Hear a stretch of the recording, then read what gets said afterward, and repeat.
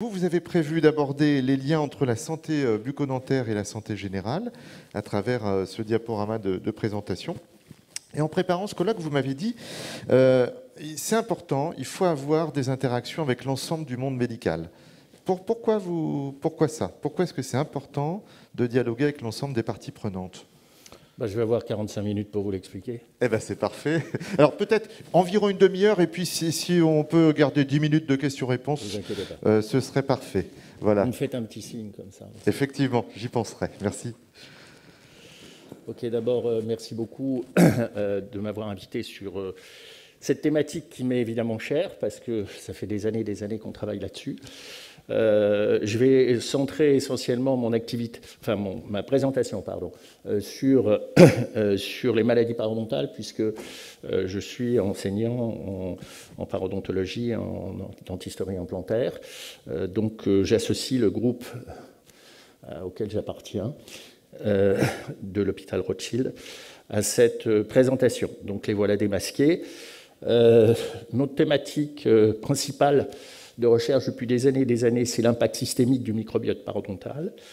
Et une des raisons pour lesquelles on a décidé de travailler sur ce sujet, c'est qu'on avait publié ce papier, c'est de l'éditologie, on avait publié ce papier il y a quelques années montrant que les dentistes parlaient aux dentistes, c'est-à-dire que 70% des publications en dentisterie étaient publiées dans des journaux dentaires. Alors si vous regardez par exemple la rhumatologie, on est juste à 13%, je mets mes lunettes parce que je ne vois pas bien.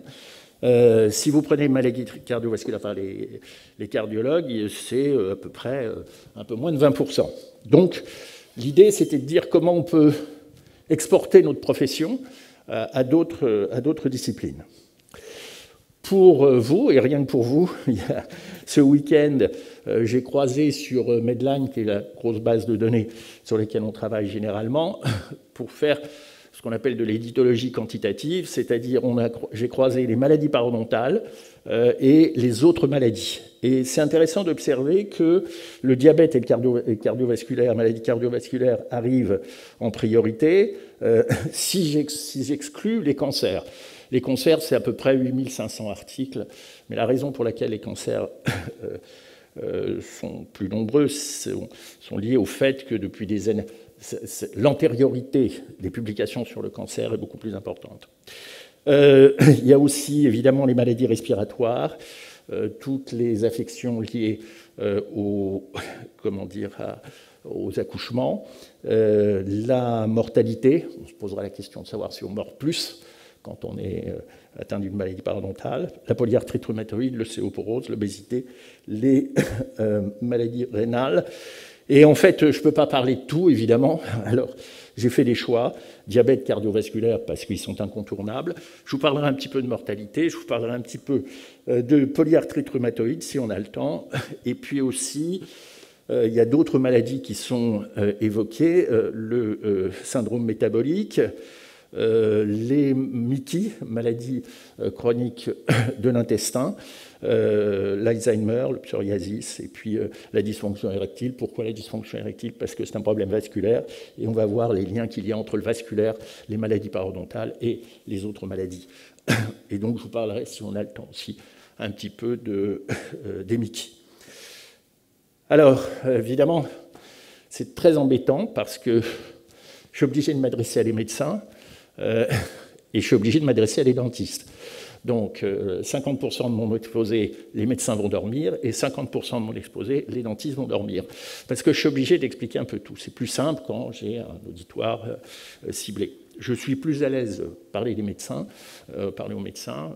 parce qu'ils ne connaissent pas grand-chose sur les maladies parodontales, alors que les dentistes, je ne suis pas Pic de la Mirandole, et je ne peux pas être à la fois cardiologue, rhumatologue, etc. Alors, qu'est-ce qu'une maladie parodontale? Eh bien, le parodonte, pour mémoire, c'est tout sauf la dent, c'est-à-dire tout ce qui entoure la dent. Et puis, ce qu'il faut vraiment bien comprendre, c'est que ce parodonte, il est très richement vascularisé. Et c'est parce qu'il est vascularisé qu'on va avoir un lieu d'échange et que ce lieu d'échange va être le sujet sur lequel on va beaucoup travailler. Donc là, ce que vous voyez à gauche, c'est finalement une coupe d'un parodonte et d'une dent. Alors, je ne sais pas si je peux... Je vois rien là. C'est bon? Parce que là, je vois rien. Bon, enfin bref, complètement à gauche pour vous, c'est un singe qui a été injecté à langue de Chine, et vous voyez tout le réseau vasculaire, donc très très riche. État de santé, l'état de santé, tout va bien, hein, donc on a un équilibre, on a une homéostasie, on a un équilibre immunologique, et puis quand on a une inflammation clinique, on a ce qu'on appelle le début de ce qu'on appelle une dysbiose, d'une rupture d'équilibre. Ça correspond à la gingivite. Et puis, on peut avoir une avancée un peu plus importante, une parodontite. Et la parodontite, c'est une perte d'attache, c'est-à-dire l'attache autour de la dent a tendance à migrer en direction apicale. Nous, on mesure ça, nous les dentistes, avec un instrument qui nous permet de mesurer qu'on appelle une sonde parodontale, qui nous permet de mesurer cette perte. Et la plaque, dont on parlait tout à l'heure, qui était au départ supragingivale, devient sous-gingivale avec le développement d'un certain nombre de bactéries spécifiques dont on aura peut-être l'occasion de parler. Et puis, si on ne le traite pas, excusez-moi, je reviens en arrière, si on ne traite pas ces maladies, l'histoire naturelle de la maladie entraîne la perte des dents. Alors, il faut bien garder à l'esprit que la bouche, c'est une véritable étuve. C'est-à-dire, c'est un milieu extraordinaire pour le développement des bactéries. Température 35-36 degrés, milieu humide, pH idéal pour le développement des bactéries, ce qui veut dire qu'on a un microbiote d'à peu près, enfin si on regarde les phylotypes plutôt que les espèces, on a 700 espèces ou 700 phylotypes différents. Donc on en a beaucoup.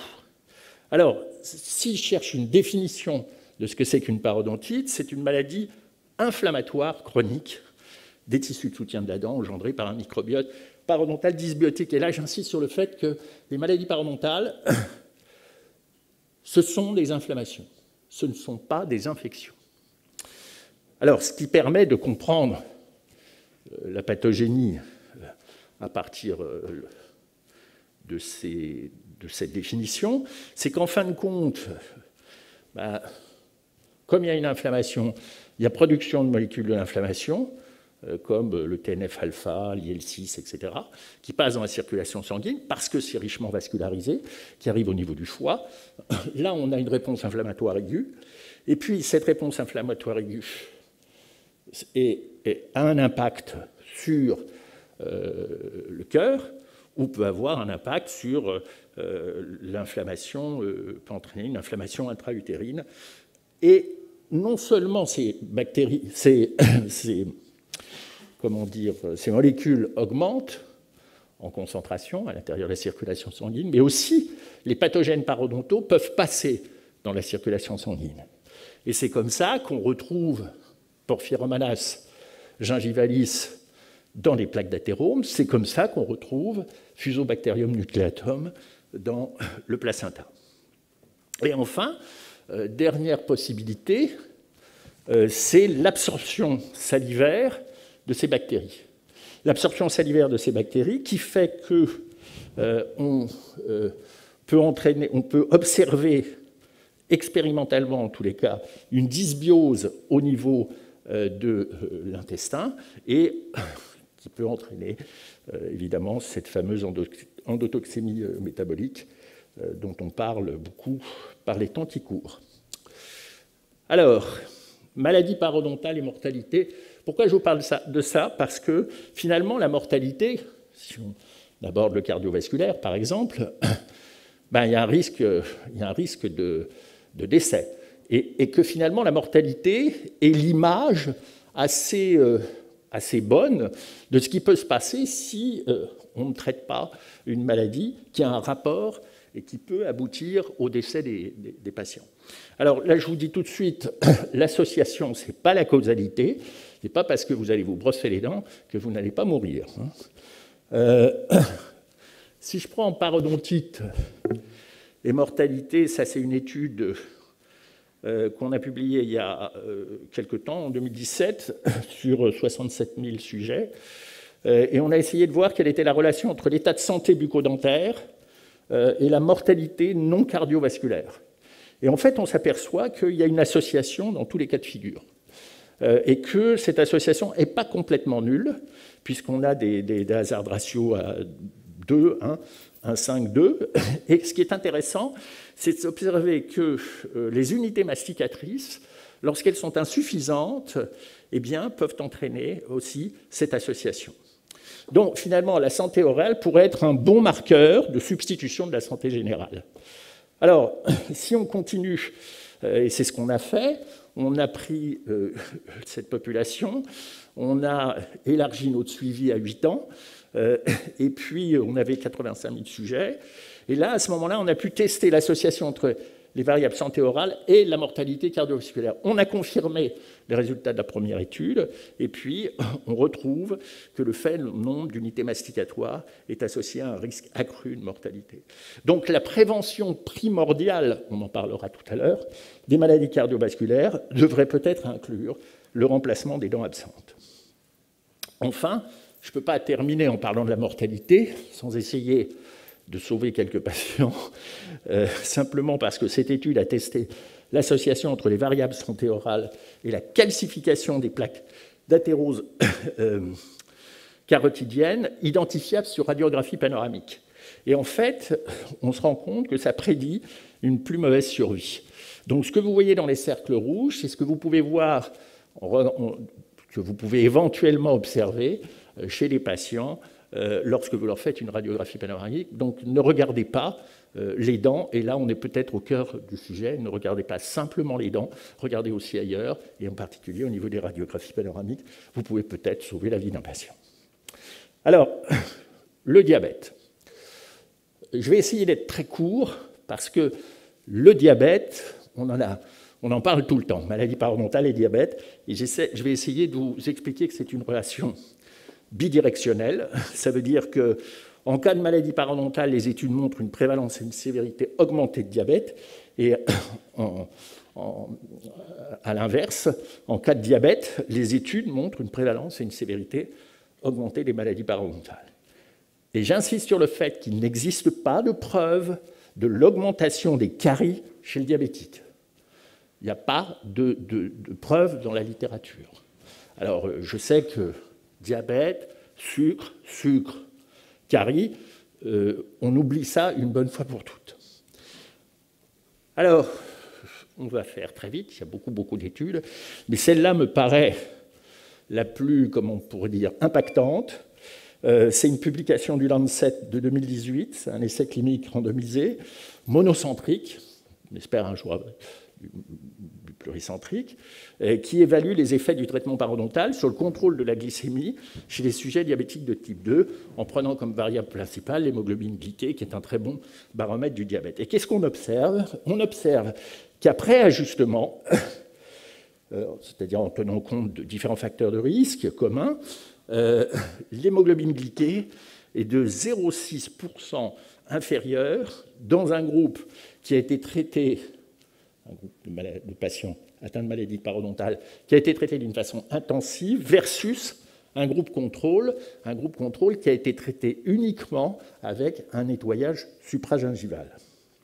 Alors, si je vous dis ça, vous me dites, enfin les dentistes en tous les cas, vous me dites 0,6%, c'est pas très important, ça paraît pas très important. Sauf que 150 minutes d'activité physique par semaine combinées à des conseils nutritionnels font baisser l'hémoglobine glyquée de 0,66%.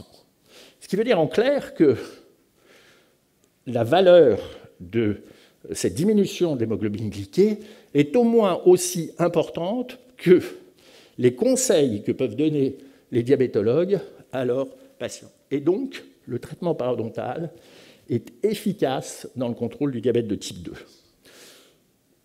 Quand il y a une résistance à l'insuline, on a une production des molécules de l'inflammation, dont on a parlé tout à l'heure, et en particulier de la CRP, et puis on a un diabète, et tout ça constitue un cercle vicieux, puisque diabète et parodontite sont liés.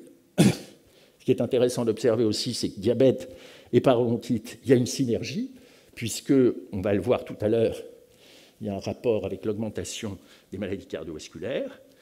Si on a une parodontite, eh bien, on a des pertes dentaires, si on ne les traite pas. Si on a des pertes dentaires, on a des troubles de la mastication. Si on a des troubles de la mastication, ça veut dire qu'on va changer notre régime. On va avoir un régime qui va être pauvre en fibres, riche en graisse. Et une des résultantes de ça, c'est qu'on a une augmentation de l'indice de masse corporelle qui pouvait aller jusqu'à l'obésité. Et l'obésité, c'est la production. C'est une inflammation de bas grade, comme les parodontites, et ça peut entraîner une augmentation des molécules de l'inflammation, et donc on rentre dans ce deuxième cercle.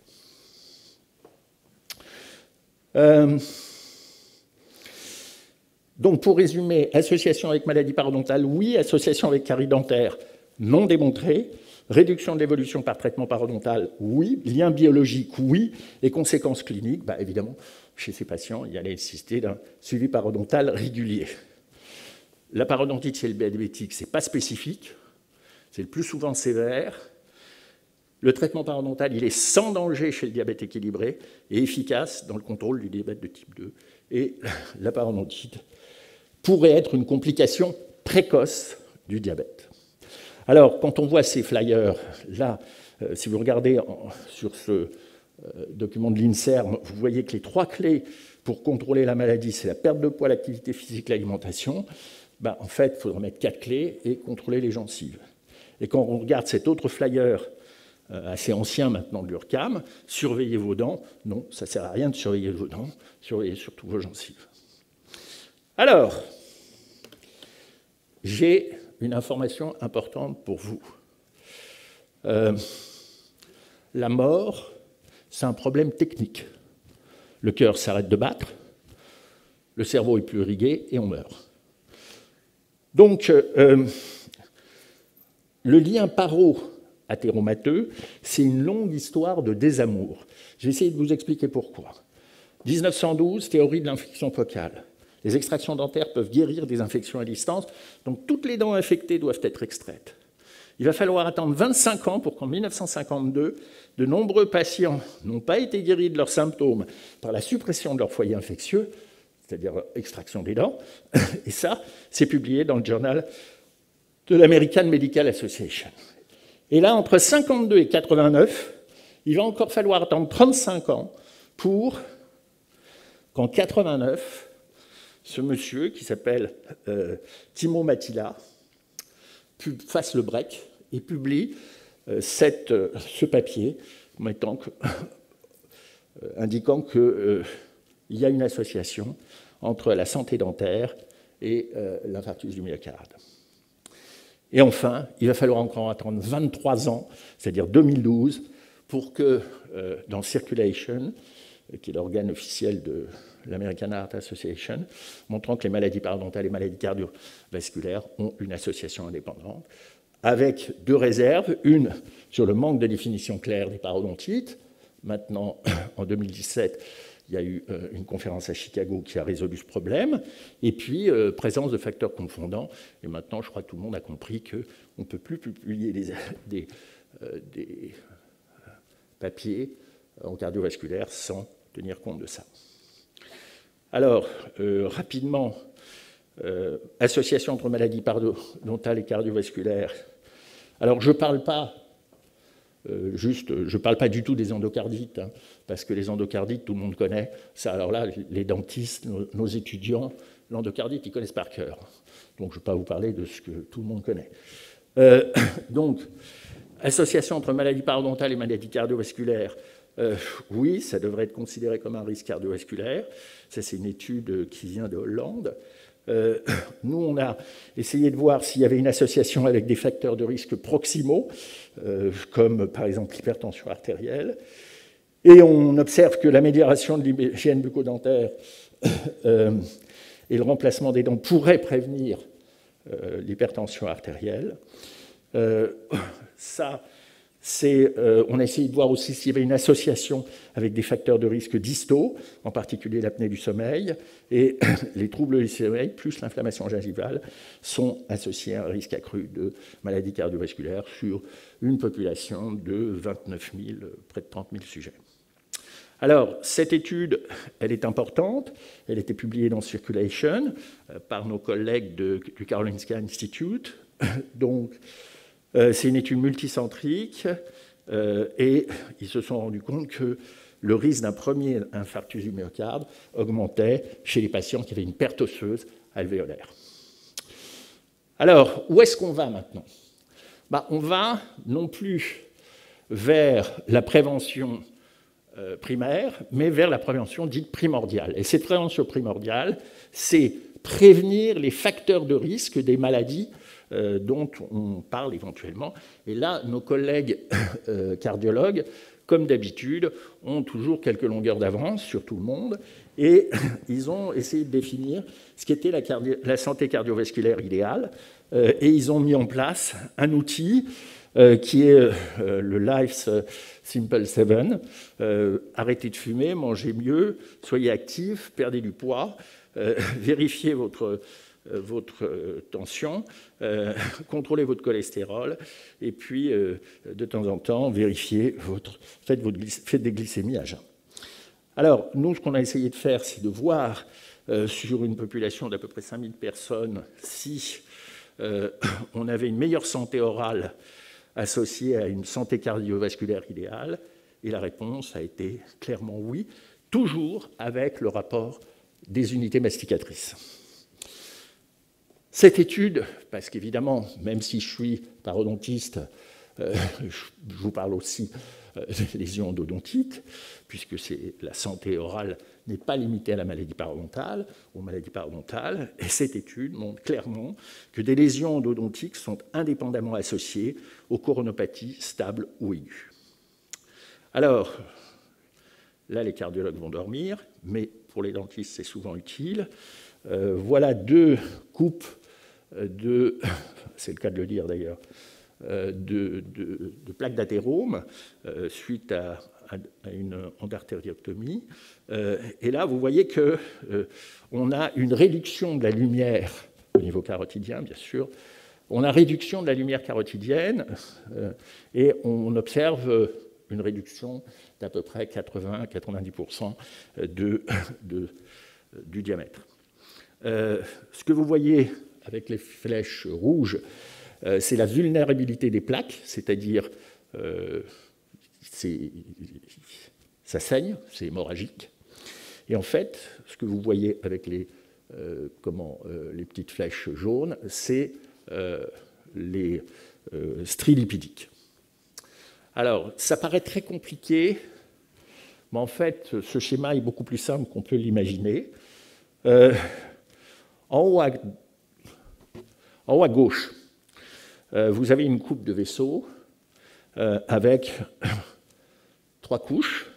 Une couche interne, qui est l'intima, une couche intermédiaire, qui est la média, qui est composée de cellules musculaires lisses, et une couche externe, qui est une espèce de coque qui protège les vaisseaux.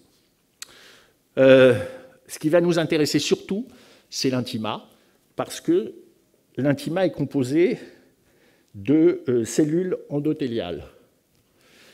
Ces cellules endothéliales expriment des molécules d'adhésion à leur surface, qu'on appelle les ICAM, les VCAM, enfin peu importe.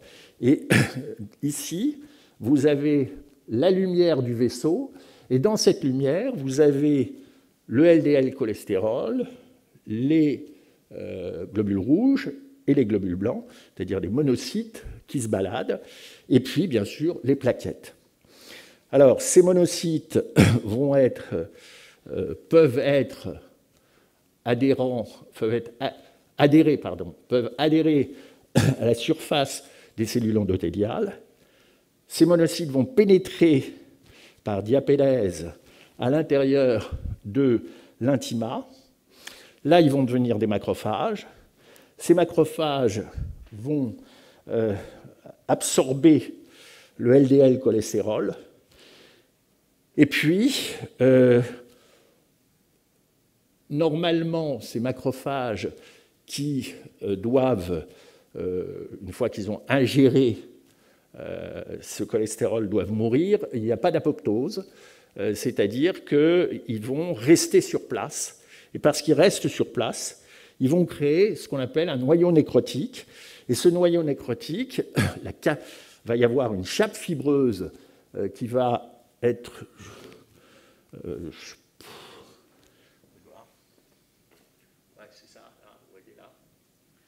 va y avoir une chape fibreuse qui va se créer, et cette chape fibreuse va être renforcée par des cellules musculaires lisses en provenance de la média. Et puis là, on a deux possibilités. Soit vous êtes stable, et cette chape fibreuse reste en l'état, soit une brèche s'ouvre. Cette chape fibreuse, à ce moment-là, va nécessiter, là j'utilise des termes que les dentistes généralement connaissent très bien, une cicatrisation, donc les plaquettes. Et à partir du moment où les plaquettes vont essayer de cicatriser cette zone-là, on va avoir formation d'un caillot, c'est-à-dire d'un thrombus. Et là, vous aurez compris que dans la lumière, en amont de ce thrombus, si la pression va augmenter du fait de la réduction du diamètre. Vous vous souvenez qu'à l'école, quand on était petit, on savait que le D égale SV, débit est égal à la section par le volume. Donc la pression devient de plus en plus importante. Et puis si par hasard, en plus, on est hyper tendu, alors là, tout d'un coup, on va avoir une pression importante, on va lâcher un embole, et à ce moment-là, ce caillot, s'il va se situer au niveau du cerveau, il va faire un accident vasculaire cérébral. Si c'est au niveau du cœur, il va entraîner un infarctus du myocarde. Et si il est au niveau des membres inférieurs, ça va être une artérite des membres inférieurs. Voilà, désolé pour nos amis cardiologues qui ont dû s'embêter puis compter les fautes. Alors, comment ça se passe pour nous, les dentistes? Ça se passe de la façon suivante. Soit on a un effet direct, c'est-à-dire une bactériémie avec une invasion de l'endothélium vasculaire. Ici, ce que vous voyez en rouge, là, c'est la lumière du vaisseau, et maintenant, vous connaissez par cœur, ça, c'est les cellules endothéliales. Les cellules endothéliales qui vont, grâce ou à cause de bactéries comme Porphyromonas gingivalis, par exemple, vont passer de l'état normal à un état prothrombotique. Et cet état prothrombotique va entraîner la production en surface de ces molécules d'adhésion dont on parlait tout à l'heure, les VCAM, les toll-like récepteurs, enfin bon, peu importe. Et à ce moment-là, les monocytes circulants, que l'on voit ici, vont passer à l'intérieur,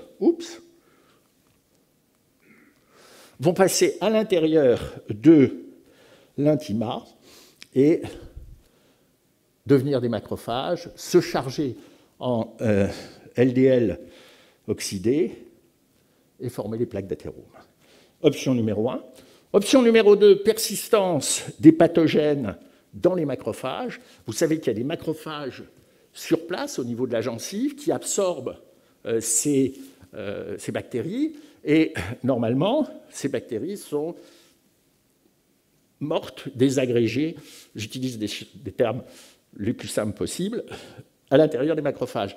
Sauf que de temps en temps, soit la bactérie entière reste présente, soit, comme c'est le cas pour Porphyromonas gingivalis, qui a ce qu'on appelle des fimbriae, c'est-à-dire des substances antigéniques autour d'elle, soit vont rester là, et à ce moment-là, il y aura cette possibilité pour ces macrophages d'entraîner cette transformation de l'état normal à l'état prothrombotique. Ensuite, on peut avoir un effet indirect par une augmentation de la cascade pro-inflammatoire, parce que là, on peut considérer que ce ne sont plus les bactéries qui vont entraîner ce changement d'état endothélial, mais que ça peut être une augmentation de la concentration des médiateurs de l'inflammation, dont on a parlé tout à l'heure, en particulier la CRP, et en particulier l'IL-6. Et enfin, ça je vais zapper. Alors, bon, enfin, Ça, en fait, c'est simplement pour dire que parmi les options possibles, on peut considérer certaines cellules expriment certaines protéines qui sont vécues, et on retrouve les mêmes sur des pathogènes, et en fait, elles sont reconnues, elles ne sont pas reconnues comme le soi, elles sont reconnues comme le non-soi, et à ce moment-là, on a une réponse auto-immune locale qui entraîne une apoptose des cellules endothéliales. Alors, maintenant, une fois qu'on a dit ça, qu'est-ce qui se passe si on fait un traitement parodontal chez les patients atteints de maladie parodontale? Je prends cette étude-là, qui est aussi l'étude Princeps, qui est parue dans le New England, montrant qu'un traitement parodontal intensif va entraîner une inflammation aiguë systémique et une dysfonction endothéliale immédiate, mais après 6 mois, on observe une amélioration de la fonction endothéliale après traitement. Donc, on a une amélioration de la fonction endothéliale, on a des résultats modérés, mais ces résultats sont positifs. Si maintenant on prend la protéine C réactive, eh ben, on s'aperçoit de la même façon qu'on a des résultats qui sont positifs, mais modérés. Maintenant, là où le bât blesse un tout petit peu, c'est que tout ça, c'est ce qu'on appelle des marqueurs de substitution.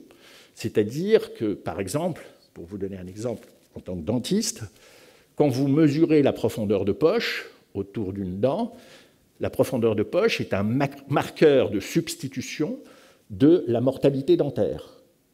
Mais ça n'est pas la mortalité dentaire. Là, c'est la même chose. On est sur des marqueurs de substitution, on n'est pas sur l'événement cardiovasculaire. Alors, maintenant, si on regarde l'événement cardiovasculaire, là, on n'a pas de résultat. C'est surtout qu'on n'a pas de conclusion possible en l'état actuel des choses. Alors, je résume. Association avec santé orale, oui. Réduction des marqueurs de substitution, oui. Prévention des événements cardiovasculaires, non démontrés. Lien biologique, oui. Conséquences cliniques, suivi régulier des malades à risque paro-athéromateux, ça me paraît extrêmement important. Et la capacité masticatoire pourrait être un nouvel acteur dans l'explication de l'association. Il y a des recommandations européennes, je vous les passe. Elles sont consultables, elles ont été publiées en 2013 et elles sont encore tout à fait valables. Les patients doivent être informés, les dents doivent être conservées, remplacées, etc., etc. Alors, le message clé, c'est la prévention et le traitement des maladies orales. J'insiste sur le fait maladie orale. Vous devriez changer. UFSBD, vous devriez faire UFSO, c'est-à-dire Union française pour la santé orale.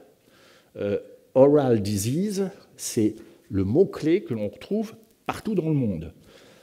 La bucco-dentaire, c'est franco-français. Donc, c'est juste un message. Ça ne changera rien, mais bon, ça sera un peu plus moderne. La prévention et le traitement des maladies orales devraient être inclus dans les stratégies de santé publique visant à promouvoir la santé idéale et à prévenir les maladies cardiovasculaires. Est-ce que j'ai le temps, monsieur le journaliste, de parler des parodontites, maladies inflammatoires?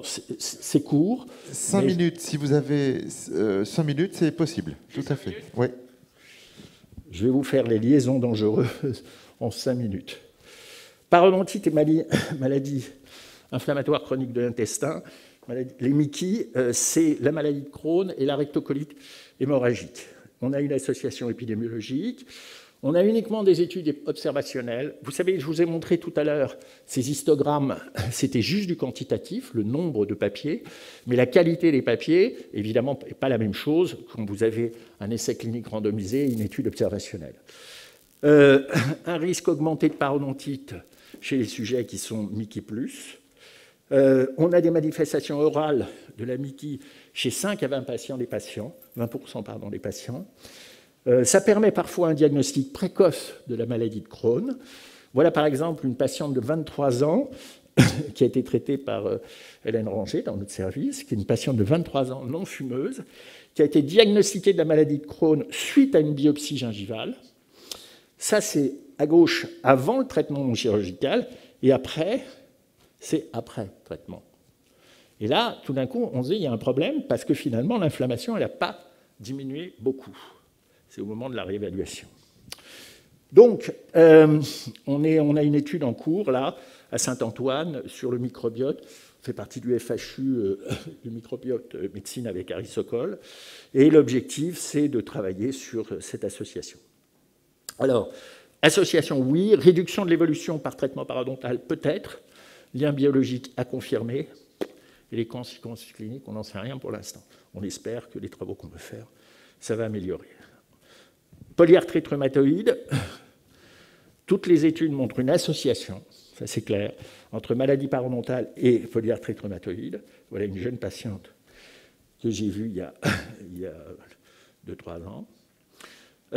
Et alors la particularité, c'est là où ça a été une explosion, c'est que des bactéries pathogènes orales spécifiques, Porphyromonas gingivalis au départ, et maintenant l'Aggregatibacter actinomycetem comitans AA, peuvent initier, amplifier et perpétuer les signes cliniques de la polyarthrite rhumatoïde. En fait, pourquoi? Parce que si vous prenez PG, PG possède une enzyme qui est la peptide arginine déséminase PAD, qui entraîne une citrate, c'est la seule bactérie au monde avec maintenant AA. Entraîne une citronisation des protéines, production locale d'anticorps, antipeptides citroninés, et en fait, ça entretient l'inflammation. Là, on a fait une étude avec Philippe Raveau et Xavier Mariette, et on n'a pas trouvé de résultat. Pourquoi? Parce qu'on a travaillé sur l'effet d'une intervention qui était juste détartrage, bain de bouche et dentifrice, visant à réduire la charge bactérienne, et on a essayé de voir s'il y avait une activité sur la polyarthrite rhumatoïde. Je pense que... Excusez-moi. Un des problèmes posés par cette étude, c'est que, numéro 1, les patients qui étaient atteints de polyarthrite rhumatoïde étaient très peu atteints. Numéro 2, on n'a pas atteint le quota, on l'a publié, hein, mais on n'a pas atteint le quota nécessaire. Pourquoi? Parce que ça, c'est une expérience que j'ai maintenant, pour avoir fait beaucoup d'études, sur ces relations entre maladies dentaires et autres maladies. Et ça m'amuse d'entendre tout à l'heure la discussion que vous aviez entre vous, Sophie, et puis le professeur Ruch. C'est qu'en fait, la dentisterie, ce n'est pas la priorité de tous les gens. Il faut être clair. Et là, le problème qu'on a eu chez ces patients-là, qui étaient dans une cohorte qu'on appelle la cohorte espoir, c'est que quand on leur disait « Voulez-vous rentrer dans une étude pour étudier vos dents ?», la réponse était « Écoutez, j'ai suffisamment d'emmerdements comme ça, excusez-moi, je suis un peu grossier, mais comme ça vous marque, j'ai suffisamment d'emmerdements comme ça, je ne vais pas en plus en avoir avec mes dents. » Donc il y a quand même un travail à faire, comme on disait tout à l'heure, en amont. Association, oui. Réduction de l'évolution par hygiène bucco-dentaire, non. Réduction de l'évolution par traitement parodontal, peut-être. Il y a quelques études qui sortent de faible puissance, qui montrent qu'il y a peut-être une évolution. Le lien biologique, oui. Alors là, le lien biologique est très fort, très très fort. Et quelles conséquences en clinique? Pour l'instant, on n'en sait rien. Je vous remercie de votre attention. Et écoutez, voilà le groupe parisien démasqué. Merci beaucoup, professeur Bouchard.